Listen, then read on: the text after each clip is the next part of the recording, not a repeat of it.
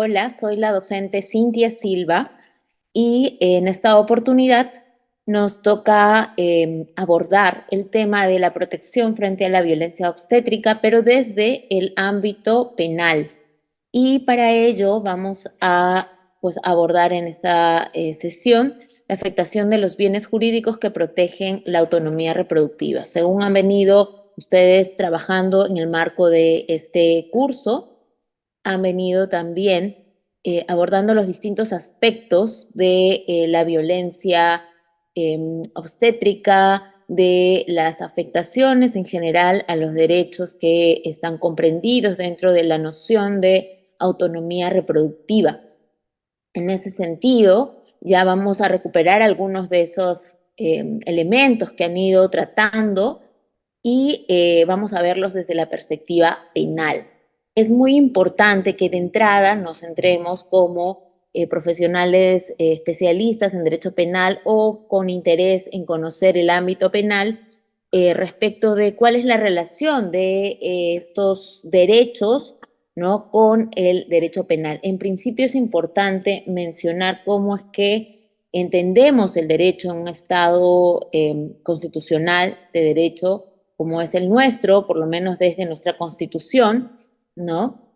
Y entender que entonces estamos ante la facultad del Estado de sancionar determinadas conductas que se consideran reprochables.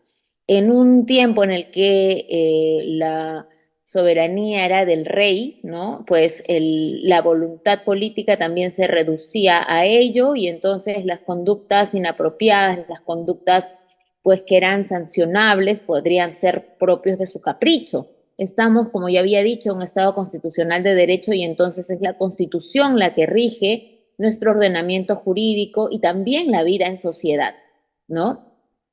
En ese sentido, lo que se va a reconocer como actos que sean sancionables serán aquellos que atentan contra lo que la Constitución reconoce como valores relevantes para la vida en sociedad y para la configuración del Estado de Derecho. En ese sentido es que vamos a reconocer que el derecho penal existe, digamos, para dar el mensaje y generar un mecanismo que va a transmitir que existen conductas prohibidas y esto es por el riesgo que estas implican para estos bienes jurídicos, ¿no? O también por el hecho de que se le haya generado daño, afectación directa y concreta a estos bienes jurídicos. Cuando hablamos entonces de los derechos reproductivos, hablamos de la violencia obstétrica, hablaremos, y claro, esto vinculado al derecho penal, hablaremos de aquellas conductas que van a atentar contra estos derechos reproductivos, van a atentar contra la vida libre de violencia en el ámbito obstétrico.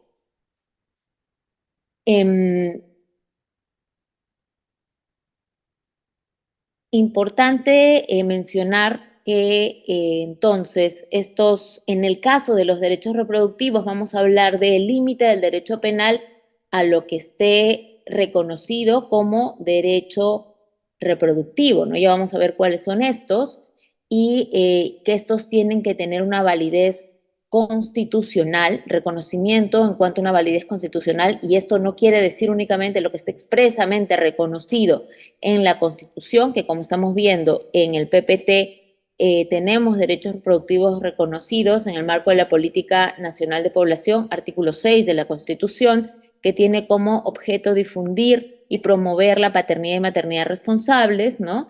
Y aquí viene lo interesante y lo importante en términos de derechos reproductivos, el derecho de las familias y de las personas, remarco, a decidir. En tal sentido, el Estado asegura los programas de educación e información adecuados y el acceso a los medios para realizarlos sin afectar la vida o la salud. Y aquí ya estaremos identificando vida y salud como aquello que, por ejemplo, justifica, bueno, en nuestro país de manera restrictiva, ¿no? La despenalización del aborto terapéutico en tanto afecta la vida y la salud. Esto desde una interpretación restringida a estos dos derechos que ya el artículo 6 menciona, y además también viendo como una dimensión negativa. Importante ver la amplitud de derechos reproductivos que ya han sido reconocidos, posteriores además al 93, y que comprenden una serie de derechos cuya afectación va a impactar no solamente en la vida y en la salud, sino de manera particular en la vida digna, en el libre desarrollo de la personalidad, muchos otros derechos que están incluidos y que vamos a desarrollar en breve. Entonces, no solamente lo que estrictamente dice la Constitución es lo que tiene relación con los derechos reproductivos y su relevancia jurídico-penal para justificar sanciones penales por su afectación, ¿no? Sino también lo que se incluye en la cláusula abierta del artículo 3 de la Constitución y por supuesto también los tratados de derechos humanos que han desarrollado mucho más también otros instrumentos de derechos humanos que han desarrollado más y más claramente, ¿no? Más específicamente, la serie de derechos reproductivos que tenemos las personas, en particular las personas con capacidad de gestar, eh, y ello pues para efectos de la protección efectiva que es deber de los estados. Esto también se ha reconocido, ¿no? Digamos, en paralelo y con mayor amplitud en el artículo 16 de la Convención para la Eliminación de todas las formas de discriminación contra la mujer. Es lo que les decía, no solamente entonces se protege desde el ámbito penal nacional las conductas que puedan afectar a derechos reconocidos en la Constitución, sino a través de la Constitución también podemos integrar todo aquello reconocido en tratados de derechos humanos. En este caso, el artículo 16, bueno, toda la Convención CEDAW, ¿no? Y que en el artículo 16, numeral 1, inciso E, sobre derechos reproductivos, dice lo siguiente: los Estados parte adoptarán las medidas adecuadas para eliminar la discriminación contra la mujer en todos los asuntos relacionados con el matrimonio, las relaciones familiares y en particular se asegurarán condiciones de igualdad entre hombres y mujeres, es decir, no solamente en el matrimonio, o sea, especialmente en el matrimonio lo menciono porque además en ese tiempo, esto es de 1979, ¿no? Estaba mucho más centrada la idea de vida en sociedad, de interrelación eh, particular, ¿no? A través del matrimonio. Pero no solo respecto del matrimonio, los hombres y mujeres, las personas, tienen los mismos derechos a decidir libre y responsablemente el número de sus hijos, el intervalo entre los nacimientos y a tener acceso a la información, la educación y los medios que permitan ejercer estos derechos. ¿No? Ya no solamente, digamos, restringido a lo que decía la Constitución, en la medida que no afecten la vida o la salud. Y eso también desde una interpretación literal, ¿no? Que no es suficiente para la adecuada protección de los derechos humanos, ¿no? Entonces les venía diciendo, y creo que siempre va a ser importante remitirnos a lo que tiene que ver con el derecho penal, que es la especificidad de esta sesión, los fines y límites del derecho penal que ya habíamos mencionado respecto de que hay que asegurarse de que hay un limitado abordaje, ¿no? De las conductas que van a ser sancionables, no son todas, no son las que se le ocurra al gobierno de turno, sino son aquellas identificadas como las que afectan o ponen en riesgo los bienes jurídicos relevantes, ¿no? Y además esto con un objetivo, el prevenir estos hechos, estas conductas para que no vuelvan a ocurrir, ¿no?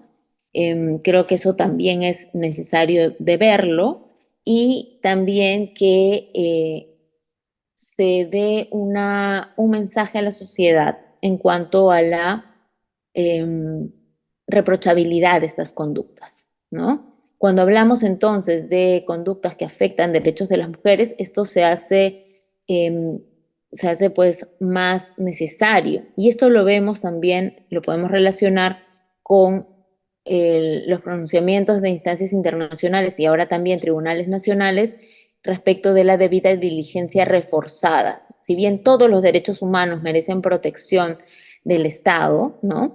Se entiende que cuando se trata de mujeres, personas con capacidad de gestar, personas LGBTIQ, están enfrentadas, están en riesgo, ¿no? Por situaciones de discriminación estructural.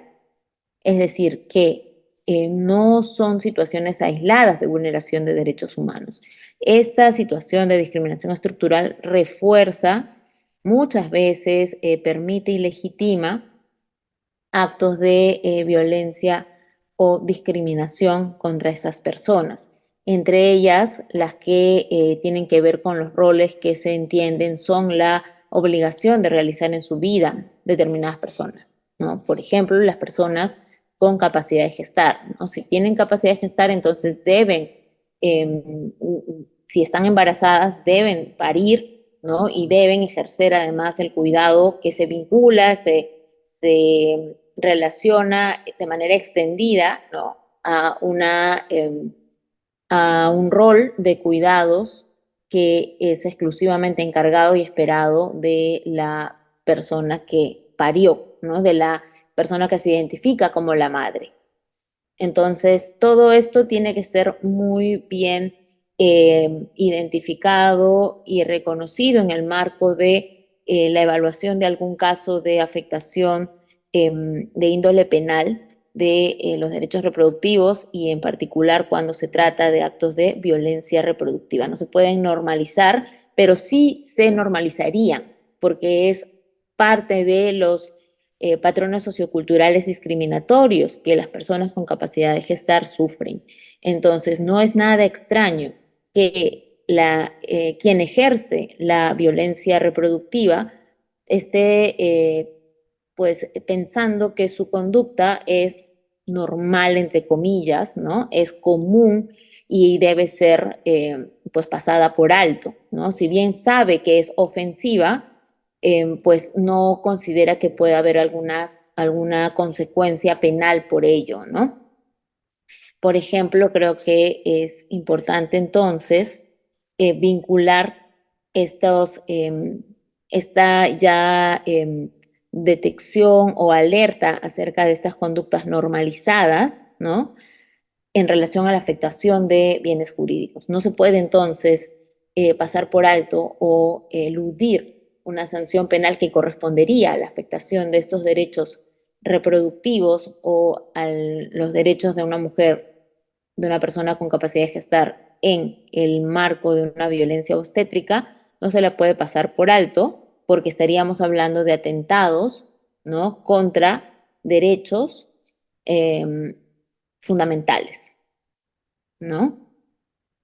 Tenemos entonces dentro del desarrollo en el ámbito internacional del reconocimiento más específico de los derechos reproductivos a el programa de acción de la Conferencia Internacional sobre Población y Desarrollo del Cairo. No sé si se lo habrán mencionado, pero es muy elocuente entonces que el primer encuentro internacional de derechos en el que se mencionan derechos de las mujeres, de las personas con capacidad de gestar, derechos reproductivos, sea una conferencia relacionada a población y desarrollo. Esto también tiene que ver no necesariamente con un interés de la comunidad internacional, sí del movimiento feminista, el movimiento de mujeres, pero no necesariamente de la comunidad internacional en los derechos reproductivos como un fin, sino tiene que ver con el interés por que haya crecimiento económico, desarrollo humano y que se vincule el hecho de que las mujeres, digamos, el control de la reproducción, ¿no? Que se identifica, en el que se identifica a las mujeres como responsables en la medida que son las que terminan, resultan embarazadas y, y pues pueden parir, ¿no? Entonces, en este marco es que se habla de todos estos derechos que vemos en la pantalla, pero en particular de los métodos anticonceptivos. qué duda cabe, los métodos anticonceptivos son parte de del derecho a decidir de las mujeres si quedar embarazada o no. Entonces, es muy importante que se visualice este derecho más bien como la posibilidad del ejercicio de la sexualidad sin una consecuencia no buscada, no querida, ¿no? Pero esto se va a ver recién después en la conferencia de Beijing, ¿no? Que también aborda los mismos temas, pero ya desde una perspectiva, digamos, la posición desde donde se ven estos derechos es claramente los derechos de, en ese momento, las mujeres. Ahora reconocemos que es digamos, un conjunto más amplio porque podemos identificar allí personas que no se identifican como mujeres, pero tienen la capacidad de gestar y hacerlo, de decidirlo o no hacerlo, porque pues no buscan eso en su proyecto de vida, ¿no? Entonces, eh, es importante, sí, el más amplio, o sea, el desarrollo, el que se haya generado esa noción, esa convicción, consenso, digamos, en la comunidad internacional acerca del derecho al acceso y la información de la más amplia gama de anticonceptivos, ¿no? Pero esto es muy importante visualizarlo en el marco de la adopción de decisiones relativas a la reproducción sin sufrir discriminación, coacción ni violencia, ¿no? Entonces, aquí también visualizar algo que vamos a ver hacia el final muy brevemente, que es la penalización del aborto, ¿no? Que todavía es general para todos los supuestos en nuestro país, salvo el que ponga en riesgo la vida o la salud integral de la persona gestante, pero que en realidad nos habilitaría a pensar cómo es que los derechos reproductivos se protegen, digamos, o se normativamente, ¿no? Se protegen de manera amplia hasta que la persona resulta embarazada.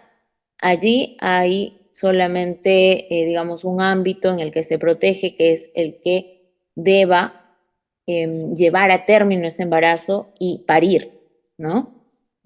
Contrario o diferente a el caso en el que la persona decida no llevar a término el embarazo y buscar interrumpirlo. Esta persona va a ser sancionada porque se visualiza solamente el reconocimiento del derecho a la vida del concebido, que es un derecho que existe, que es indiscutible, pero que ya la Corte Interamericana ha señalado se protege de manera gradual de acuerdo al desarrollo del concebido, no es una protección absoluta, eh, y luego también que el derecho al concebido se protege desde la protección de los derechos de la persona gestante. Por lo tanto, se protege en los casos en los que la persona gestante busca, decide ese embarazo, ¿no? Y la protege de todas aquellas voluntades o acciones que busquen interrumpirlo en su agravio. También se protege a través de las condiciones en las cuales ella va a llevar el proceso del embarazo, ¿no? Condiciones de salud, o sea, servicios de salud adecuados, de calidad, con calidez, es decir, que en ese marco no reciba maltratos vinculados a violencia obstétrica, por ejemplo. Esa es la protección de la que estamos hablando cuando en el caso Artavia Murillo se dice no se puede eludir a la persona gestante de esa protección de la vida del concebido. No se realiza esa protección de la vida del concebido en contra de los derechos de esta persona gestante, sino a través de la protección de estos derechos de la persona gestante. Entonces allí en nuestro ordenamiento jurídico tenemos, y desde la legislación penal, porque es muy importante también si hablamos de derechos reproductivos, no dejar de lado ese aspecto, ¿no? El de la protección del concebido de manera exclusiva, aun cuando la persona todavía estaría, la persona gestante todavía tendría a su favor la protección de los derechos a decidir. ¿no? Sobre si tener o no tener hijos. Esa protección no se puede acabar en cuanto ella resulta embarazada en el caso de que no estuviera, no decidiera llevar a término ese embarazo. Pero en nuestro país pareciera que sí. Solo quiero dejarles anotada digamos, ese argumento porque sí es importante considerarlo si, por ejemplo, tienen en su conocimiento o analizan un caso de aborto que no entre en la causal de terapéutico, ¿no? Que no entre en la causal que se trata de protección de la vida de la gestante ante un riesgo para su vida o su salud integral. En cuanto a la salud reproductiva, ¿no?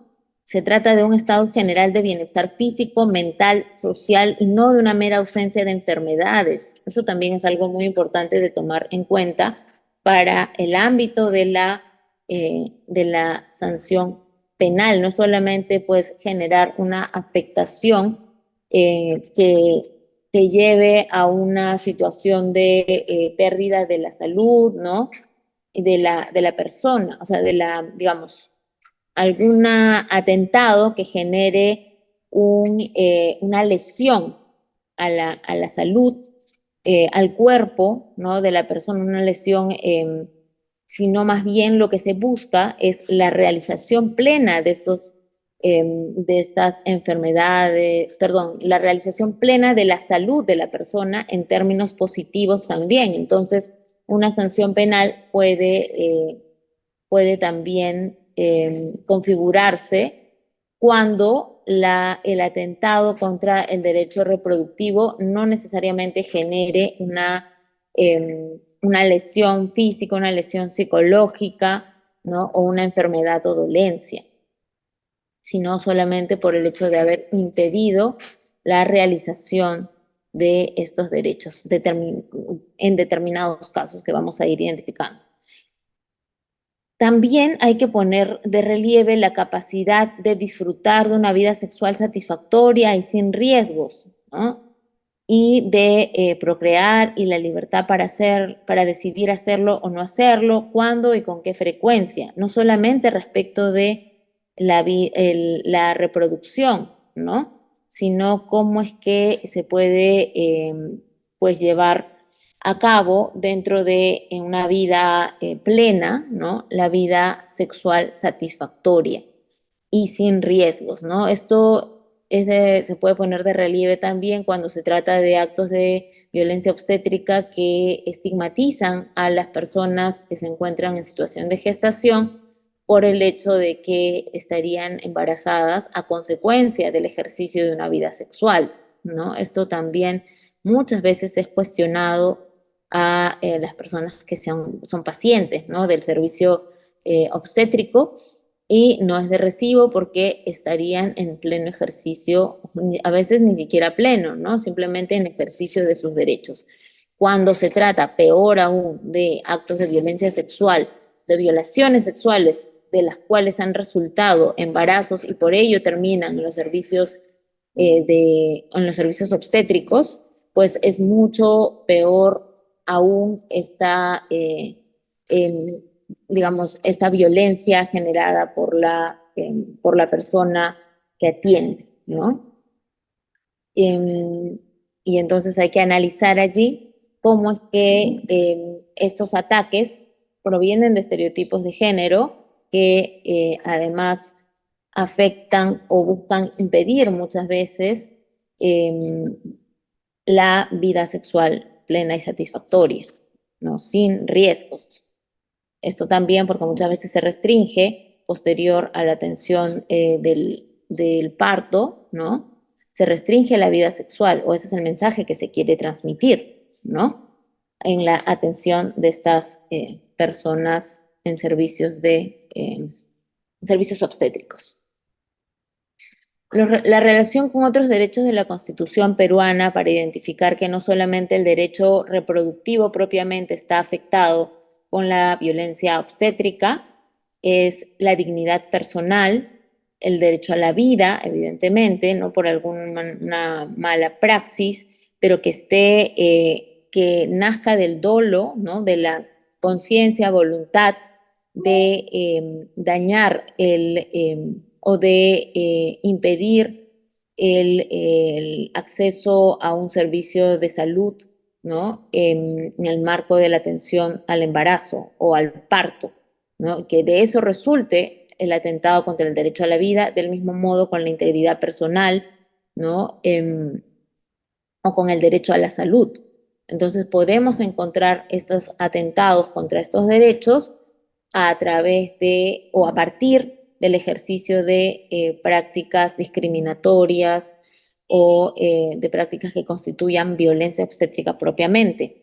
Derecho al libre desarrollo de la personalidad, ya lo habíamos mencionado, a no ser discriminado, a la libertad de conciencia, de religión, ¿no? Que nos lleve a decidir uno u otro procedimiento, a la intimidad personal. Esto es la decisión también de, por ejemplo, ¿no? El acceder al aborto terapéutico o solicitarlo, el derecho a la identidad étnica y cultural del mismo modo, ¿no? Cuando uno pues tiene la convicción a través de su cosmovisión, ¿no? De que quiere un procedimiento, por ejemplo, como el parto vertical, ¿no?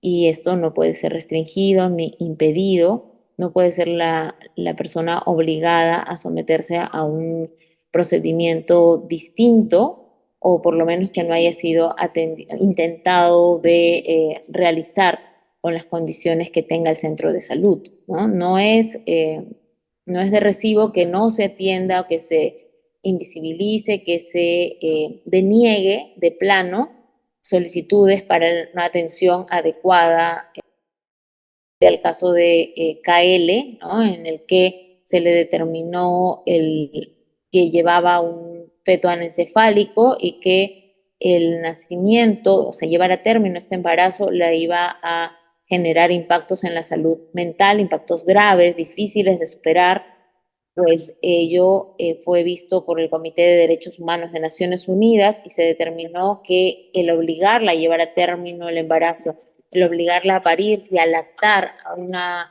bebé que falleció a los 4 días porque su vida era inviable, le había generado los sufrimientos y los impactos a su salud mental tan grandes que pues tenía que reconocerse, bueno, el Estado peruano tenía que asumir una responsabilidad internacional por, entre otros, el haber vulnerado derechos como el no ser sometida a tratos crueles, inhumanos y degradantes, ¿no? En cuanto a la violencia obstétrica, que creo que es donde nos tenemos que centrar, ya con la profesora Lucía han tratado acerca de cuáles pueden ser actos que se reconozcan como violencia obstétrica y tenemos el trato deshumanizado y restricciones a la autonomía, la falta de información, la falta de consentimiento, la medicalización excesiva, la falta de respeto a la dignidad y la privacidad de la paciente, la estigmatización y la discriminación, y esto está vinculado o tenemos que ver cómo es que esto se va a vincular a determinados derechos reproductivos, ¿no? El derecho a la vida en cuanto a no morir por causas evitables relacionadas con el parto y el embarazo, el derecho a la intimidad sin interferencias arbitrarias sobre sus funciones reproductivas, por ejemplo. Como ya habíamos visto en la lámina anterior, pues todos los derechos que se vinculen con derechos reproductivos, pero no solamente que se vinculen con derechos reproductivos, sino con cualquier otro derecho, como hemos visto aquí ampliamente, ¿no? Y que esto haya surgido a partir de un acto que constituya violencia obstétrica. Entonces, lo que quedaría es identificar cuál es, cuáles son los delitos que serían aplicables, ¿no? Frente al atentado contra derechos reproductivos o al atentado frente a cualquier otro derecho que surja de un acto de violencia obstétrica, ¿no? Entonces, en nuestro país tenemos delitos vinculados a la la violencia cuando, por ejemplo, se genera una lesión, ¿no? Física o psicológica en el delito precisamente de lesiones graves, lesiones leves, y en los dos casos tenemos la especificidad de la lesión, de las lesiones por condición de tal, ¿no? Considerando los contextos del artículo 108b. También tenemos el delito de agresiones. Si, por ejemplo, alguna de estas conductas, como la del trato deshumanizado, la estigmatización, muchas veces también las burlas, pues entran o impactan de una manera que se puede documentar a través de una pericia psicológica, un informe psicológico que pueda dar cuenta de esa afectación, ¿no? Si es considerada desde el delito de agresiones, afectación psicológica cognitivo-conductual, producto de estos actos de violencia obstétrica, ¿no? Luego también, por supuesto, la medicalización como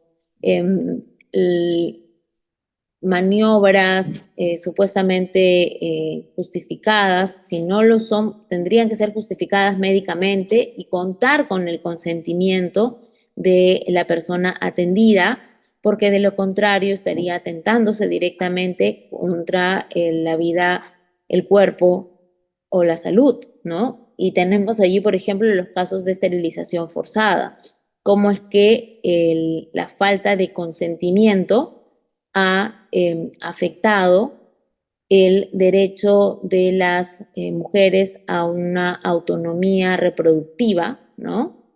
Pero además, desde el Código Penal, esto se puede sancionar desde el delito de lesiones graves contra las mujeres por su condición de tal, ¿no? En este momento, ocurridos en este momento, podría sancionarse así. Ahora, igual hay un pendiente del Congreso en cuanto a la adecuación del Código Penal al Estatuto de Roma con el fin de incorporar el delito de lesa humanidad, porque si fuera que se vuelve a implementar una política de salud sexual y reproductiva como la que se implementó en los 90 para estos casos en la dictadura de Fujimori, pues lo que tendríamos es nuevamente que sancionar a través del delito de lesiones graves con consecuencias vinculadas a la calificación de estos hechos como lesa humanidad, pero no se podría sancionar directamente como lesa humanidad porque no está ese delito en nuestro Código Penal, y por la masividad y además también resultar propios de una implementación de un plan nacional, ¿no? Una política pública, pues sí, y bueno, ser cometidos contra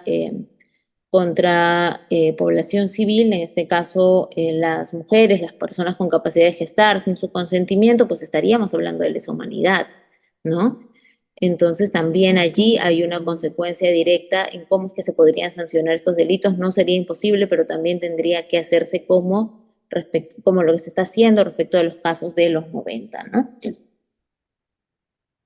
En cuanto al aborto, ya les había explicado cómo es que se tiene que tener una mirada crítica con cómo es que se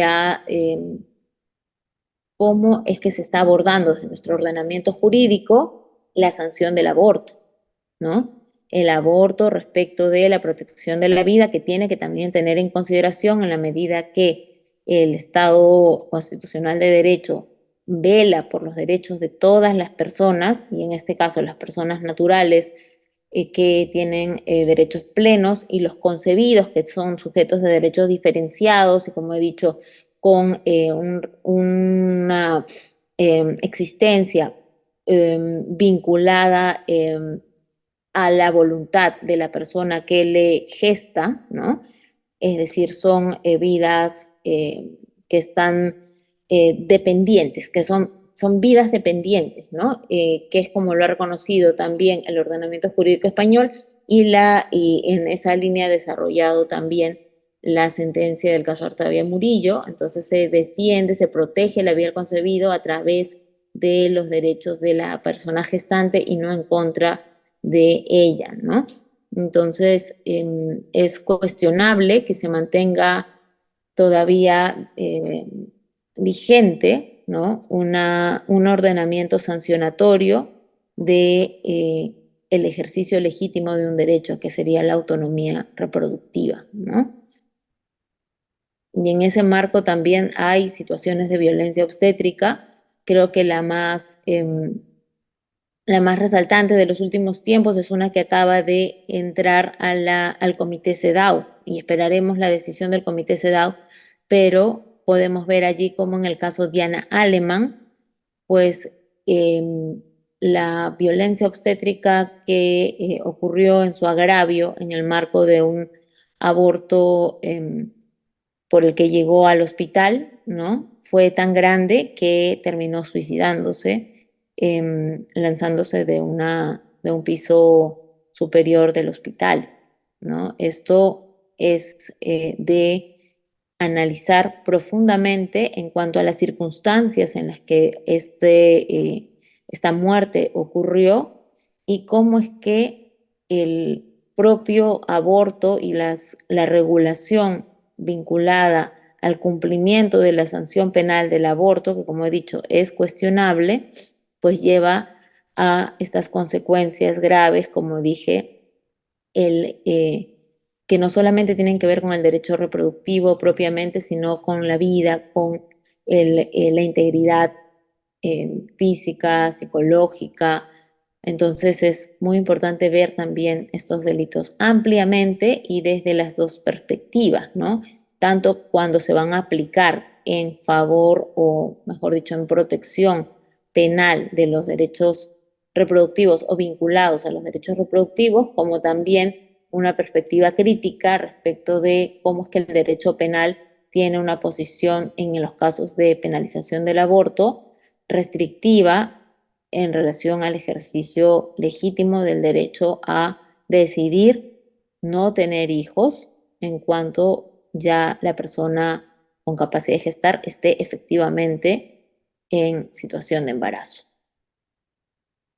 Importante revisar estos dos casos. Ya les mencioné el KL, el Manuela versus El Salvador también es muy importante, tiene que ver con la penalización del aborto hasta tal punto que esta persona em, termina pues em, privada de su libertad, y en ese contexto, ¿no? Con complicaciones de salud propias de una vida que ha enfrentado la discriminación estructural, pero también propias de las consecuencias del embarazo y parto, ¿no? Que afectaban gravemente su salud, terminó muerta también. Entonces es importante revisar críticamente cómo es que está funcionando la protección del aborto, cómo debe, ¿no? funcionar la protección de los derechos reproductivos, disculpen, y cómo es que realmente está funcionando, hasta dónde es exigible la vigencia plena y real de los derechos reproductivos en el marco, por ejemplo, de la prohibición de la violencia obstétrica, y cómo realmente está la protección penal en realidad está vinculándose a los derechos reproductivos, pero desde un término más restrictivo y sancionatorio incluso, ¿no? Sanción que puede llevar a situaciones como las de Manuela. Bueno, las referencias bibliográficas se las dejo aquí y les agradezco mucho su atención.